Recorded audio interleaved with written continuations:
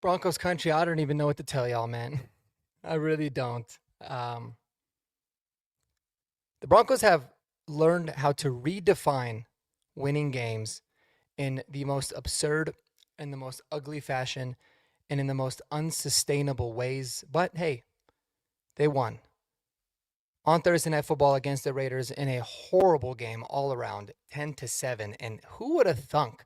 Who would have thunk that it took the special teams to make a play for this Broncos team to get a win with a huge pump block by JL Skinner that ended up leading to the 3 points that we needed at the end to win the game 10-7.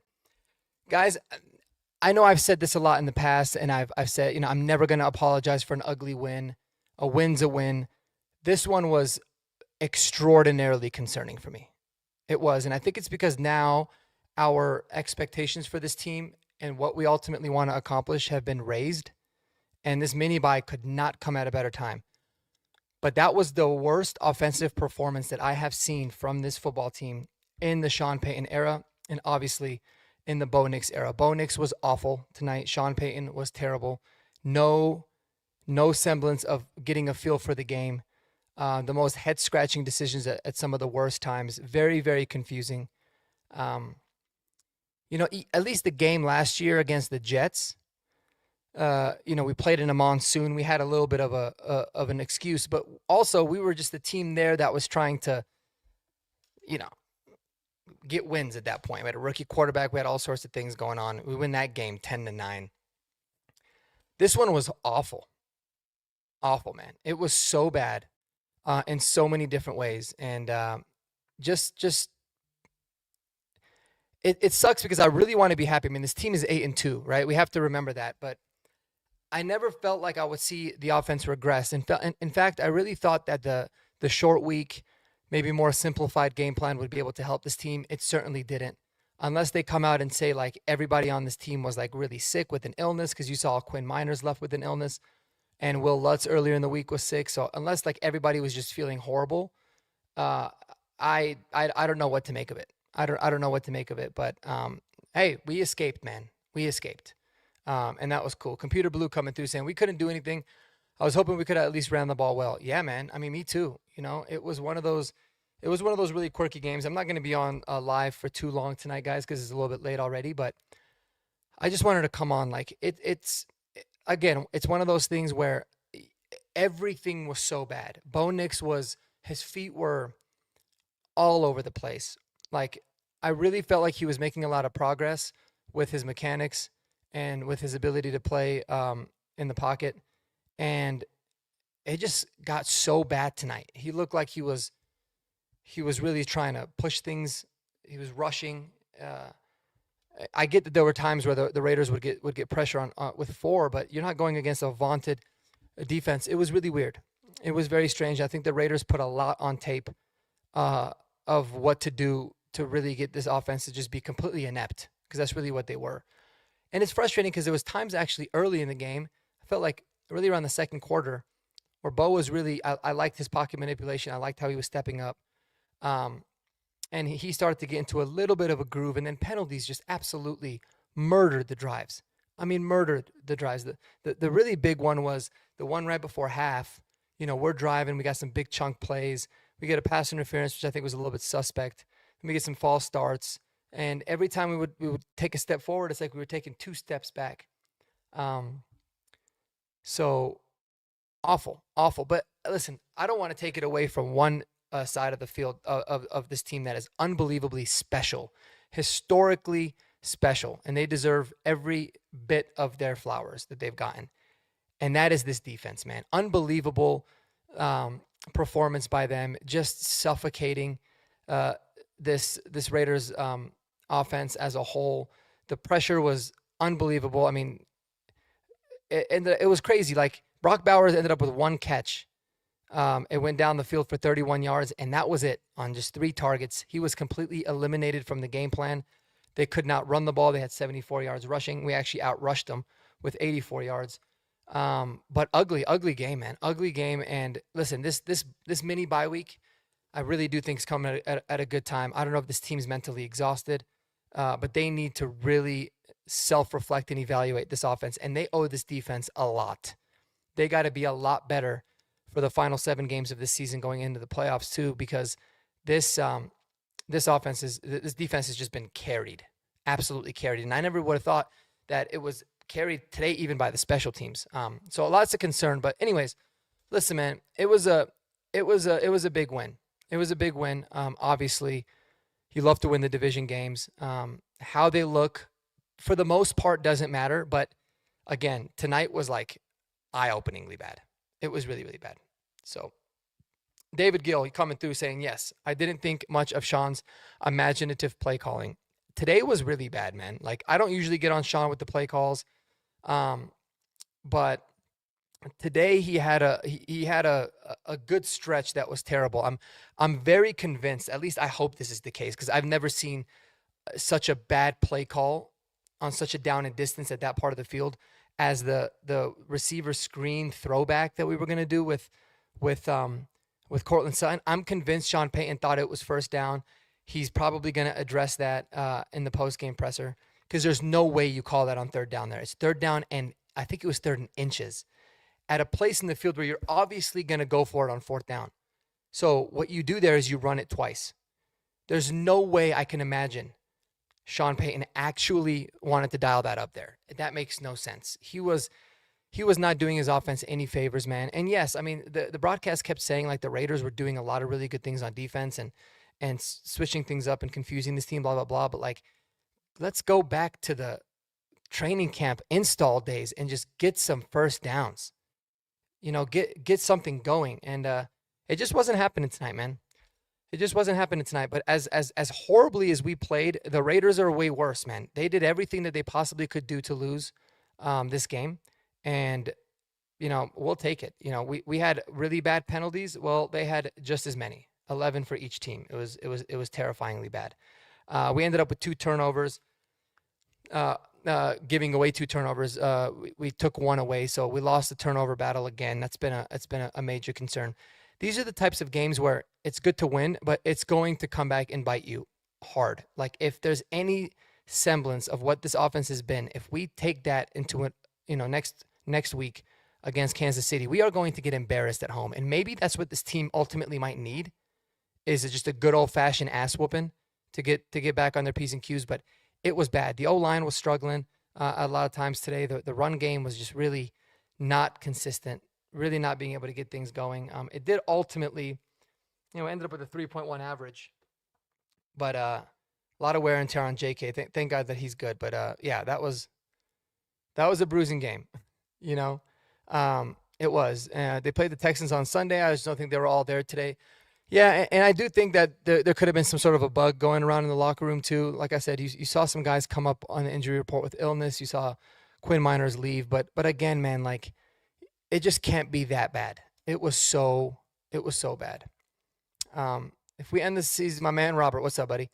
If we end the season with only 4 losses, I don't think anyone's going to care or much remember what the scores were. For the last 8 years, the Raiders have been the thorns in our sides forever. You make a good point, and yes, that is true, right? Like, if we ultimately end the season with 4 losses, you're not going to really think about this game if the offense is actually looking consistent and looking a lot better. Like, they can score ample points in games that you're going to need to. You're not going to get situations where you're going up against a terrible Las Vegas Raiders team, a Houston Texans offense with a backup quarterback for most of the game. You're just not. It's not going to happen. And you cannot continuously rely upon the defense to keep getting crazy stops and bailing you out of every situation. So do I think it's going to get better? I mean, I don't know if it could get much worse than it was tonight. I saw something. I wasn't really that down on the offense after the performance in Houston. I thought they showed a lot of really good things. I think, you know, you played a really significant defense, but yeah, tonight was bad. But yes, I mean, you make a good point, Robert. I see what you're saying here, but it's got to look better. This is not a sustainable or even really a fun way to play. And I think Sean's got to do a lot of reflecting over this extra time that he's got now. He's got to really understand that, hey, man, you might have a certain way that you want things called, or you might be calling plays to set things up, but you've got to be able to read your team and understand your team. There's only so much that you can point blame on guys. Oh, this guy missed the block. Oh, this receiver dropped the ball, blah, blah, blah. Like you can only do that so much before you get to the point where you just got to start doing things to help your team out. And that's what I would like to see. Luke coming through saying this offense is an embarrassment. It is an embarrassment, man. Very, very much so. So at least it was today. But I mean, nonetheless, guys, yeah, we got to win. We're 8-2. We're sitting at an unbelievably good spot. You know, if the beginning of the year someone said you were 8-2 after 10 games, I don't think any of us would have had any qualms with that. And even though it looks really bad or looks unsustainable at times, it doesn't mean that it's not a good thing still. But yes, absolutely it's got to get better. No doubt about it. I hope that, you know, I love the fact that the fans were booing. You know, I think Pro Football Talk on Twitter was like, the Broncos are 7-2 and they're tied and their home team is booing the offense like as if they're the Miami Dolphins or something. And I'm like, dude, yeah, that's the kind of expectations that we have now as a fan base.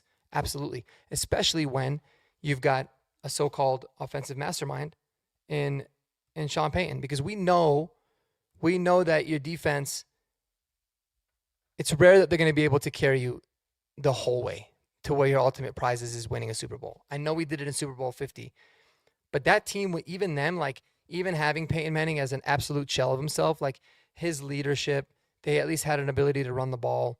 Like it's a very different team. And that's like a once in a lifetime type of a season that you're going to see. I mean, the Super Bowl 50 team finished the season with a negative point differential. It's insanity. So yes, it's got to be better. And we know that, and we expect it. And I certainly do. But let's look at some of the positives, man. The Broncos defense today finished with 6 sacks, 5 of them in the first half. Nick Bonito, 1.5 sacks. Hufanga with a sack. Again, unbelievable play by him. Malcolm Roach, Zach Allen, each got a sack. JFM, Ioma Uwazurike, a half sack each.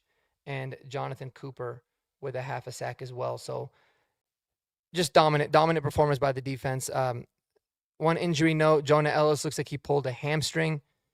Good that we have a little bit of extra time, but he might not be available. He's kind of been dealing with some things too, so we will see. But I'm gonna get my guy Kodiak on here. Let me I'll pull it up for you, bro. Just give me a second. I'll shoot it over to you. Kodiak wants to join the program, but again, I'm gonna go probably for like another 15-20 minutes, so we won't do it for too long. But I'll shoot it over to you now.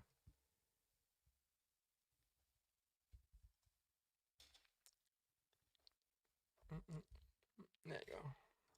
My bad. All right. Just texted you, bro. But yeah, again, I really don't want to be a Debbie Downer, but I've just been really angry like a lot of this game. It's almost like there was a point of it where it was like, I just feel like this team kind of needs to lose a game, as crazy as that sounds, because they seem to respond really well when they do. And I don't know. I don't know what it is, but it's going to take a lot of leadership in this team. It's going to take the coaches to really dig down deep and realize, hey, man, we got to be a lot better. We got to be a lot better because we have a historic defense. We cannot let that go to waste. Like, this team can be so dominant if our offense can just be consistent. Not even looking for competency. I'm just looking for consistency. If they can be, you know, a really well-balanced offense, doesn't have to take the league by storm per se. But it's got to be able to. There you go, my guy. It's got to be. I mean, they've got to be able to at least have some sort of consistency, because this defense, man, is special. Is absolutely special. My man Kodiak, how you doing, bro? How you feeling about this game? Dude, there's nobody who should be happy with the way things transpired throughout that game. Like, you can be happy with the fact that we're 8-2, and y'all should be happy with the fact that we're 8-2. But winning a game like that, like, nobody should be happy with the way things transpired tonight. Like, that was a joke. Like, just plain and simple. Like, for all the issues that we had, and I thought we'd get a lot of this cleaned up. You know, Sean Payton said, you know, he prides himself on discipline and execution. We had 11 penalties before the fourth quarter, you know, and while Bo Nix just was not seeing the field at all tonight, he was pretty poor. It's a tough day to play quarterback when you're starting at the 1. It's a pretty tough day to play quarterback when every drive is like 1st and 20. Okay. I get that the Raiders are paid to make plays too. I get Thursday Night Football can often be very sloppy. That is no excuse for the lack of execution that we saw tonight. Yep. No, absolutely, man. And that's kind of my thing. Like the undisciplined nature of this team. Like you kind of felt like they were starting to clean it up a little bit over the last few weeks, right? It was getting a little bit better. There was still a lot of like missed assignments and stuff like that, but the pre-snap penalties was getting better. And they just like rear their ugly head again. Like it's so frustrating because it always happens right when we start to get something going. Right Mhm. when you feel like, all right, we got a little bit of momentum, we're moving the ball, and they just absolute drive killers. You Well, know, 2 minute drill. Remember Pat Bryant? He got the conversion, then he got called for OPI. And then what's it called? We got I can't remember what happened after that, but we were headed in the right direction again. And then it was either a false start or a hold. I forget on who.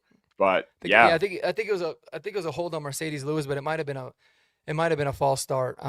But yeah, and then all of a sudden it's like instead of you're easily in field goal range before, now you're at the other side of the field, and it's like it was done, and it was the same kinds of things. Like the two out of the first three drives, where we start the game on the 1 yard line, and even then it's like you have a run, you get a nice little run, and then all of a sudden, boom, penalty, and instead of 2nd and 3, it's 2nd and 13 from the 3 yard line, 2 yard line, and it's like that's exactly. it. It's gonna wash out the drive. It's just like unbelievable how it just kind of peaked this ugly head. But yeah, I mean you cannot feel good about winning a game like that. No, you There cannot. hasn't been any semblance of that. Like I feel like every other game had a little bit of a built-in excuse. This one was just piss poor, awful. Yeah.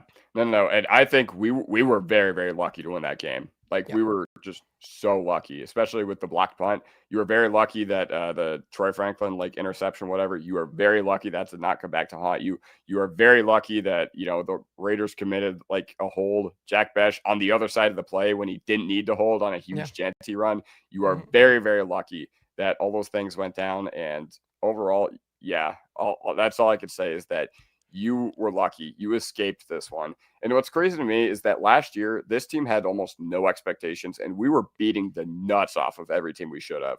And this year, like, I don't know.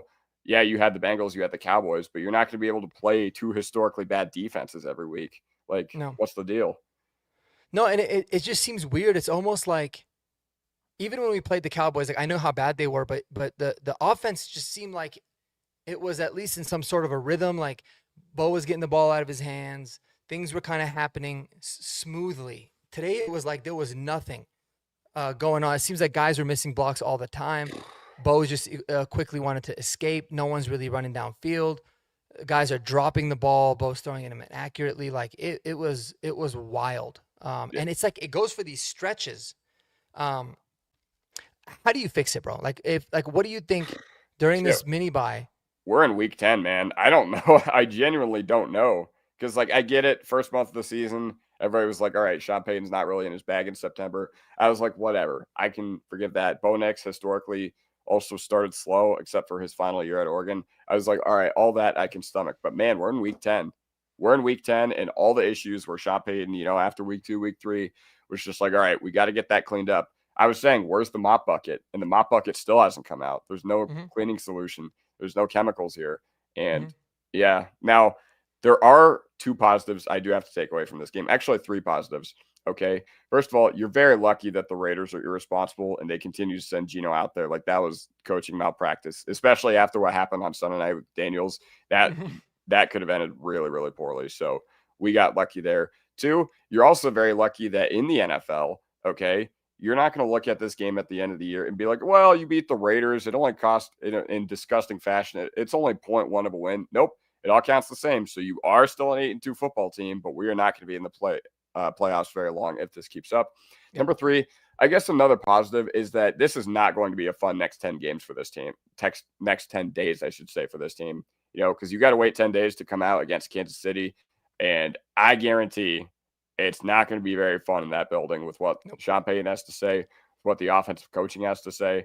And yeah, if I Yeah. was on the defensive side of the ball, I would pull I forget who was like fighting each other in practice, but if I was on the defensive side of the ball, I think I'd start to get a little of that going. I'd be like, guys, like, what's going on? Like, Marvin Yeah. Mims is not this important to our Yeah. offense. No shit. No shit. Yeah, man. I mean, again, like Sean's got to look in the mirror too. There's like little things that are so fixable that drive me nuts. Like, dude, something as simple as every time Bo Nix goes hut one, hut two, he's gonna sneak it. Mm-hmm. Like, why are we making like simple things so difficult, so hard? Like, we finally had good runs at the end of that last drive that ultimately killed the clock, and it's like, where the hell have those been all day? Yeah.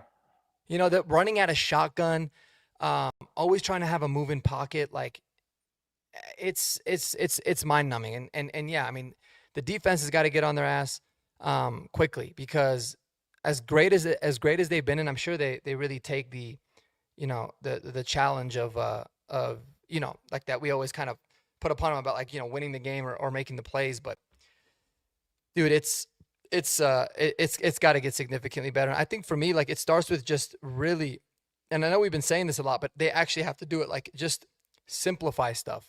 Mm-hmm. I think it was Troutman or something caught on the hot mic being like, get the fucking subs in. Like, why are we always so intent of constantly switching things? Why is it that when we play at home on a short week at altitude, we use the altitude to our advantage in no way? Like, we should have been running hurry up early in the game.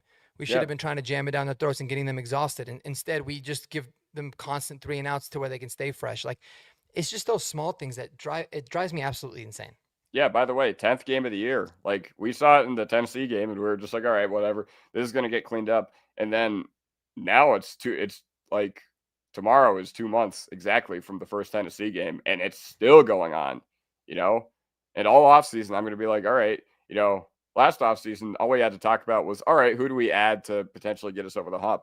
This offseason, we have to be like, all right, what's actually going to happen with Bo Nix? Is Sean Payton going to be able to clean up the penalty problem? Is Sean Payton actually going to, this whole season, it's just felt like Sean Payton is taking a massive bong rip before every game.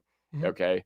Like, listen, I don't have issues with Sean Payton as a play caller. I don't, anybody who used that as a cop out, like, I'll give you the 3rd and 1, like, backwards pass to Sutton. That was bad. I'll give that to you. But it's really tough to call plays in the NFL when your offense isn't executing and your quarterback's not seeing the field at all. Yep.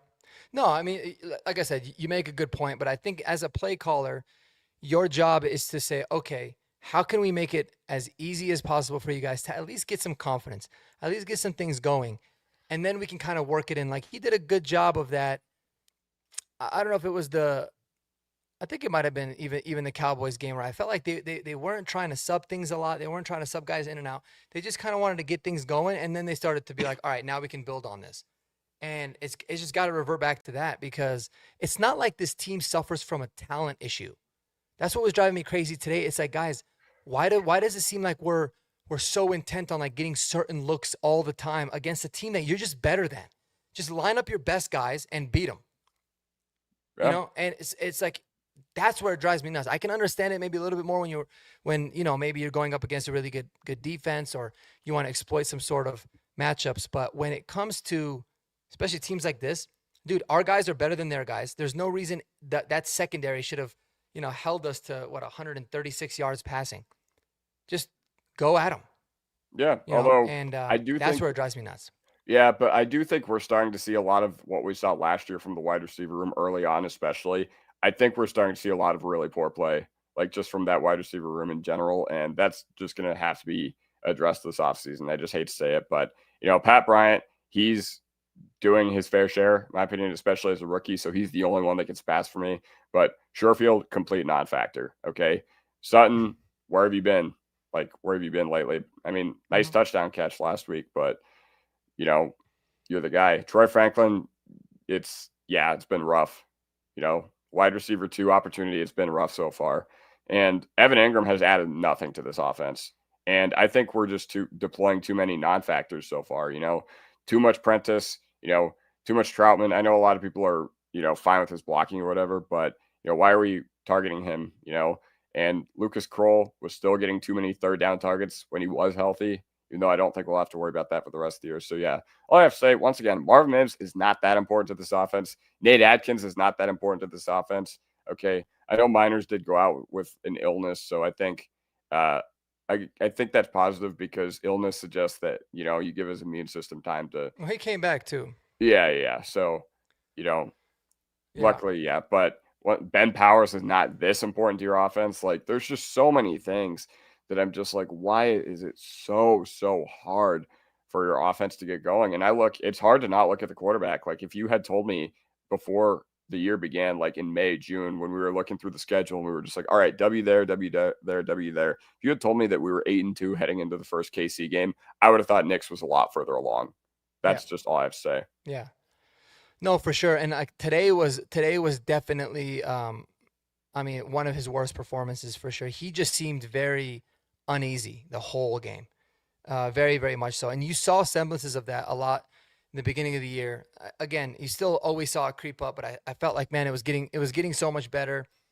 But today it was like, it was just, he couldn't see, not only were his mechanics bad, but like you said, he wasn't seeing the field. He almost looked like he had no idea where he wanted to go with the football. So, I think with him, man, like just from what I know about Bo Nix and how hard he is on himself and how he likes to be coached hard and how he, typically shows that resolve, like I still have a lot more optimism, but there's no doubt about it. He's got to be better. And Yeah. he's got to get in Sean's ear of saying like, hey, we're not good at this, or I don't like this. I'm not good at it. So we'll worry about fixing all the things you want me to be better at the right time. But right now is the time to do things that we enjoy doing, we like to do, and that we're executing as an offense. So it's going to be a lot on him too, no doubt about it. But thank God this team's got 10 days off because I feel like they certainly do need it. Yeah, and once again, it's not going to be a very fun 10 days in that building. I can promise you. Yeah, Maybe it for the shouldn't be. defense, you go into the D-line, linebacker, cornerback room tomorrow, you're probably having a pizza party. Whatever. They've earned it. But the offense, oh man. Yeah. Oh man. But yeah, you Yeah, take that it. was a really bad performance against a really bad Raiders team, and we just got lucky because they wanted to be worse than we did tonight. It seemed Yeah, like. exactly. Like there's Um, nobody who should feel good about this game. And luckily, I think from all the things you hear, like I know you listened to quite a bit of 104.3. I've started to as well. And from everything that they hear in the building, they've said that the vibes of this team are not like good right now. Not to say that there's issues in the locker room, but that they're not happy with how they've played. And I don't yeah, think and you shouldn't be happy. they shouldn't So, be. Yeah, no. So now you get to lock in and now you get to, you know, it's pretty amazing that we're talking about this team potentially, realistically having a spot as the 1 seed in the AFC. Like I that's know. pretty remarkable. That I is know. pretty remarkable for everything that we've seen so far. Like, Yeah. I will say that not every game we won, you did get a little lucky with some of your games before this one. Like I will say you did get a little lucky with, a few injuries. Like you are pretty lucky that Joe Burrow went down. You are pretty lucky that you know, I don't know. I don't know how to put this. You are lucky you got the ball back 3 times against Houston in the final 2 minutes last week. But, so whatever. But ultimately, you made the plays to win the game. Today, you just got flat out lucky because a bad team in your division just wanted to lose more. A bad Yep. team in your division just wanted to shoot themselves in the foot more. They just wanted to be more inopportunistic. We were opportunistic because we got points after we took over in the red zone. They did not get points because they missed the field goal. Yeah. Sub Pop Daphne. Yeah, I love that name. Yeah. No, but I mean, you're absolutely right. And again, it's one of those where we keep saying, hey, it's always good to get a win, but then like you have that sense of urgency, like that. You got to get better and you got to get things corrected. But sometimes it really does take an actual loss for you to really lock in, because in the back of your mind, you're always like, well, we still won, so how bad could it really be? How bad could it really be? And so sometimes it just takes like a drumming or a real humbling experience for you to be like, nah, we got to get better. Like it happened with Philadelphia last year. I remember like there was a lot of bad vibes in the locker room. Everyone was saying AJ Brown hates Jalen Hurts, but they were still winning. And then they had a rough stretch. I think if I remember, they lost back-to-back games, or there was one game where they just got absolutely flat out destroyed. And it that can either lock you in. And people say like this is a really good locker room. These guys love each other. They're really they got good leadership in it. So you wouldn't expect for like an embarrassing loss to go in the opposite direction. But again, sometimes it really does take that, because this team just keeps trotting out the same inept, inconsistent offense week after week, and we just keep getting lucky. And I don't want our luck to run out week 1 in the playoffs. You know what I mean? That's where we're Um, headed, honestly. Like if I know special teams was a lot better today, but Crawshot was a mess. But whatever, we'll talk about that later. But special teams, if they don't continue to get better, then you're not going to be in the playoffs for very long. Okay. yeah, Kickoffs once again was a huge advantage for the other team. You know, they did a little squib to Harvey in the first kickoff of the second half, and Harvey had no answer for it. And not only that, but we get flagged on that, and yeah, we started at the 9. I'm just like, yep, dude. And then, crazy. yeah, the offensive side of the ball. Now, we have a championship caliber defense. Our defense can hang with anyone. We know Anybody. it. We get a real Yep. test 10 days against Kansas City. Probably won't have Sertan, but who knows? Um, but yeah, we get a real test against Kansas City. So I'm interested to see how our defense does. But my hopes are not high for this offense going forward unless we can luck our way into playing another really, really bad team. Like, Yeah. And like I yeah, said, I'm not even asking for this offense to be like unbelievable or like, taking the league by storm. It's just we got to be competent and really consistent because like it's so frustrating because like when it's bad, it's so bad. It's like the worst offense in the NFL bad.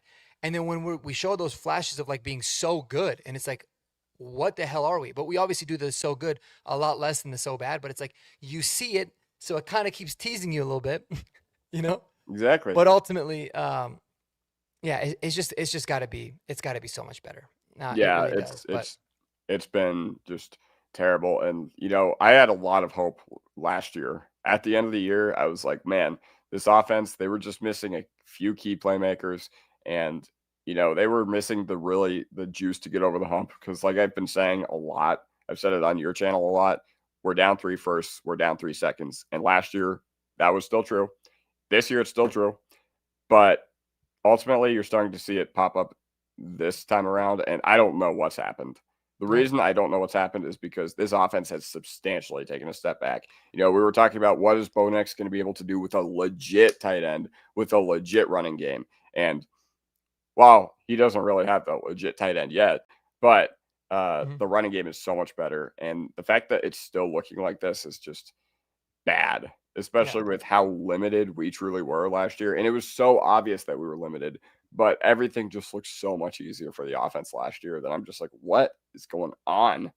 yeah. I mean, maybe there was obviously a reason the Broncos were really all in on Jalen Waddle. I mean, to an extent, right? And I agree. I wouldn't have given a first round pick for him, but there was rumors that they wanted, Shaheed, they wanted Waddle, they wanted to add to this wide receiver room, and maybe they see something. They're obviously not fully content and happy with how this the offensive weapons are performing. But again, I really don't think that the weapons that we have are so bad to the point where it looks like this. Like I think a lot of it definitely has got to be put on the quarterback and the play caller, both of them, Yeah. Like, for sure. is it like a bottom half group of weapons and pass catchers in the league? Yeah, I'll say so. Like, it's not, and that's nothing to be ashamed of considering how the rest of the roster looks. Like, the rest of the roster is fantastic. So that's stomachable for me.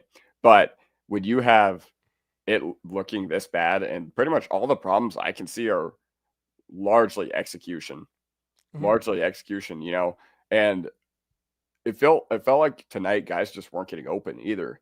So I'm just like, all right, first round's got to be offensive skill, dude. I don't want to look to the draft right Hmm. now because ultimately we are competing. We are 8-2. I think looking to the draft at this point of the year, yeah, if you're 2-7, whatever, look to the draft. Start the draft talk early. But for me, like, you got to go all in on offense this offseason. I know that this team likes to really invest in the defensive side of the ball, but yeah, Yep. you got to really build that infrastructure.